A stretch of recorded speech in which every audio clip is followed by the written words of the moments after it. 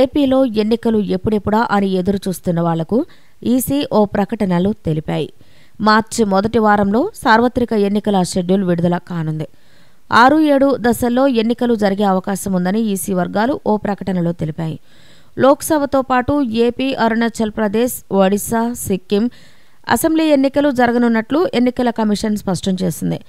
ఇదిలా ఉంటే 16వ లోక్సభ పదవీకాలం జూన్ 3తో ముగియనుంది. ఈలోపే ఎన్నికల ప్రక్రియ మొత్తం పూర్తి కావాల్సి ఉంది. దీంతో స్పీడ్ పెంచిన ఎన్నికల కమిషన్ మార్చి మొదటి వారంలో ఎన్నికల షెడ్యూల్ను విడుదల చేయాలని భావిస్తోంది.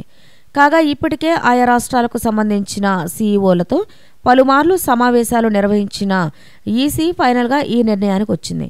అన్ని ఏర్పాట్లు పూర్తి చేసుకోవాలని సీఈఓలకు ఎన్నికల కమిషన్ ఆదేశాలు జారీ చేసినట్లు తెలుస్తోంది.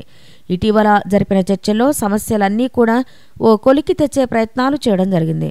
ప్రస్తుతం ఎంతమంది భద్రతా సిబ్బంది ఉన్నారు, వారిని వినియోగించుకుంటూ ఎన్ని దశల్లో పోలింగ్ నిర్వహించవచ్చు, అధికారుల మార్పులు చేర్పులతో పాటు పలు అంశాలపై సమావేశంలో ఎన్నికల కమిషన్ చర్చించినట్లుగా తెలుస్తోంది. రాష్ట్రాల వారీగా చూస్తే ఆంధ్రప్రదేశ్ అసెంబ్లీ కాలం జూన్ 18, ఒడిశా అసెంబ్లీ కాలం జూన్ 11, అరుణాచల్ ప్రదేశ్ అసెంబ్లీ కాలం జూన్ 1, సిక్కిం అసెంబ్లీ కాలం మే 27తో ముగియనుంది. మరోవైపు జమ్మూ కాశ్మీర్ అసెంబ్లీ నవంబర్లో రద్దయింది కనుక ఆ రాష్ట్రానికి కూడా 6 నెలల్లోపు అసెంబ్లీ ఎన్నికలు నిర్వహించాలి అనే యోచనలో ఎన్నికల కమిషన్ ఉన్నట్లు సమాచారం.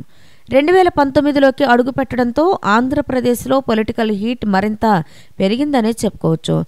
ఏపీలోని రాజకీయ పార్టీలు ఎన్నికలకు సన్నద్ధం అవుతున్నాయి. కాగా 2014లో ఎన్నికల షెడ్యూల్ను మార్చి 5న ప్రకటించారు. ఏప్రిల్, మే నెలల్లో 9 దశల్లో ఎన్నికలు నిర్వహించిన విషయం తెలిసిందే. ఆంధ్రప్రదేశ్ ఎన్నికల ప్రధాన అధికారిగా గోపాలకృష్ణ ద్వివేదిని నియమిస్తూ ఎన్నికల కమిషన్ ఉత్తర్వులు జారీ చేసిన సంగతి తెలిసిందే. అంతేకాదు ఆయనకు ఎలాంటి అదనపు బాధ్యతలు అప్పగించరాదని రాష్ట్ర ఎన్నికల సంఘాన్ని ఆదేశించింది.